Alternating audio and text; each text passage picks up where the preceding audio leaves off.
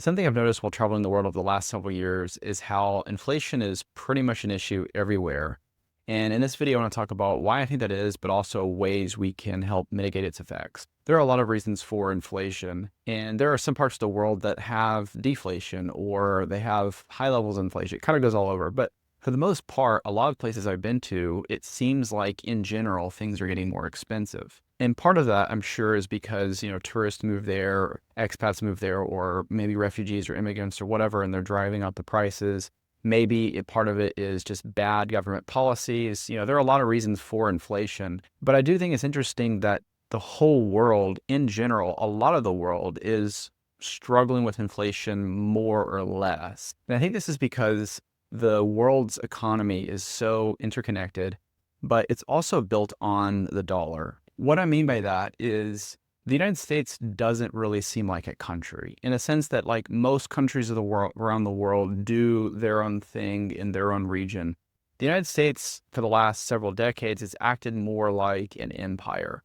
And I think the reason why we see these effects of inflation all over the world is because it is built on this underlying system of America's dollar. And so essentially when the US does have inflation and it does print a bunch of money, which if you really dig into the weeds, you realize that the government doesn't actually print money in the sense that we all kind of understand, but essentially that is what's happening. But that increase in money supply can cause inflation. And so the point I'm sort of building up to is that when the US does print more money, the world sort of follows suit.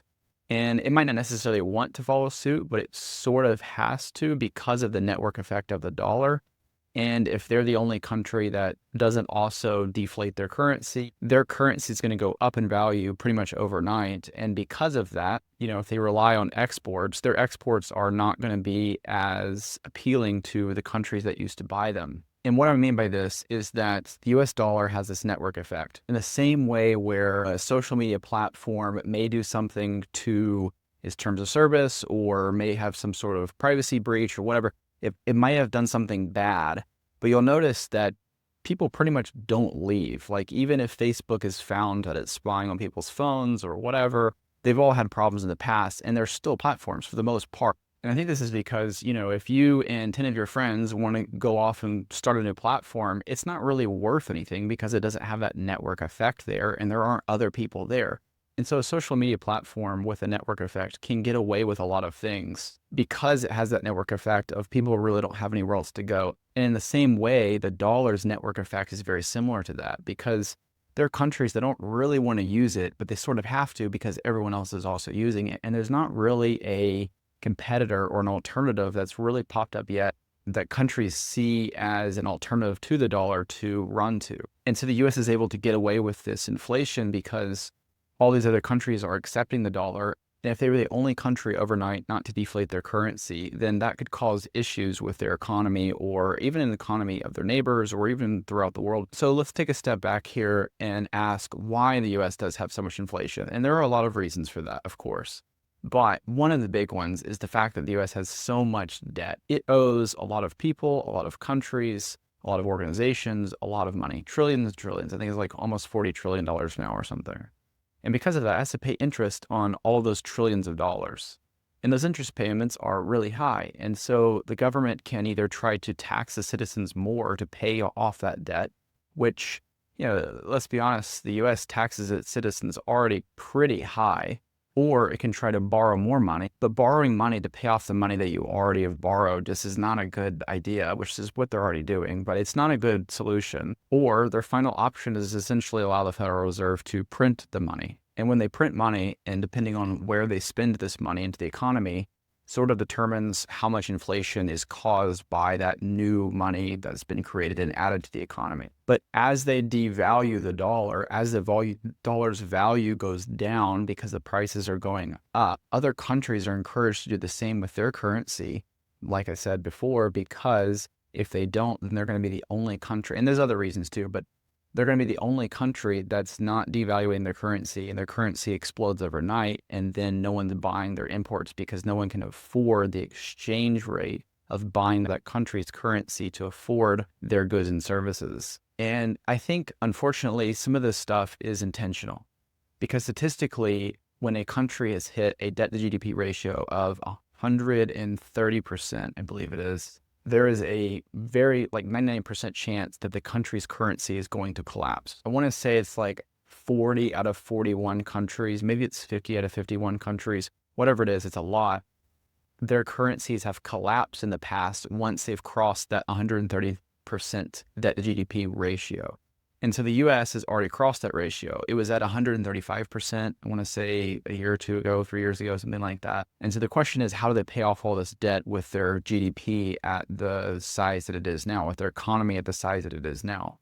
And the sad answer is really they just inflate it away, meaning they'll print more money, inflation goes up, and then they'll pay the people back that they borrow the money from with dollars that have been devalued over the last several years. For example, if you were to have loaned to the US government, let's say $100,000 in 2020, and the principal on that debt was going to get paid back today in 2025, you would be getting $100,000 back from the government plus the interest over the last 5 years. But that $100,000 is not worth as much as it was back in 2020. And so it's a way for the government to sort of steal a little bit more money from you and pay off or try to pay off its debt with dollars that have already lost some of their value. And, to make up for this, there is interest that you're getting paid from the government, but the interest payment isn't very high. And inflation in some of the last few years is higher. And so there's just sort of this problem of people don't really want to lend to the government as much because of this issue. And it sort of just gets worse because then fewer people want to lend, which means that the Federal Reserve has to print even more money, which makes inflation go up even more. And so it's sort of the cycle that just makes things worse. And like I said, because it's not absolutely horrible, at least yet, and hopefully it never comes to that, rest of the countries around the world also sort of are printing as well.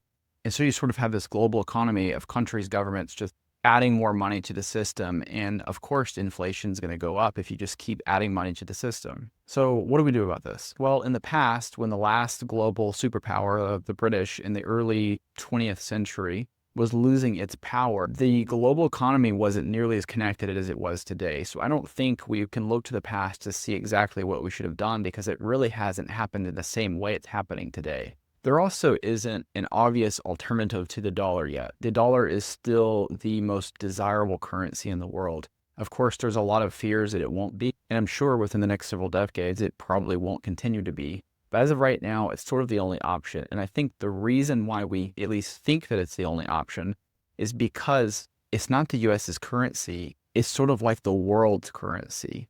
And since no other government's currency looks like it could replace it, it seems like there are no options. Now, I like to think and hope that maybe Bitcoin or another cryptocurrency could come in and help solve this. And if you look at goods and services priced in Bitcoin over the last several years, they've all decreased in value compared to any currency across the world. Every country's currency has collapsed when it comes to valuing things in Bitcoin. But does it mean that Bitcoin will become the next global reserve currency? I don't know. It's a big question, but it is some sort of alternative and it is some sort of asset that's outside of the system, meaning it can't be inflated or controlled by a government. So the answer is not really easy. I mean, it depends on who we are and where we live and what our income is, all of that. But I think in general, the more diversification we have, the better. The more options we have, the better.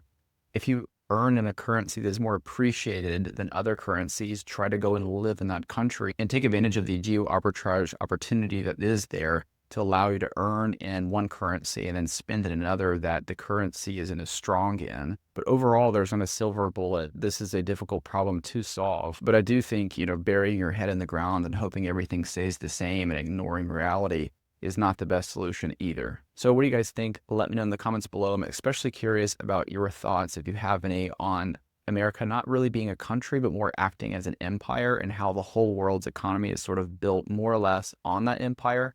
And so as it collapses, it's affecting the world until the world moves to a different system. If you like this video, please hit the thumbs up button and subscribe to follow me. I'm in my 9th year of digital nomading while I buy and build businesses that fund my lifestyle.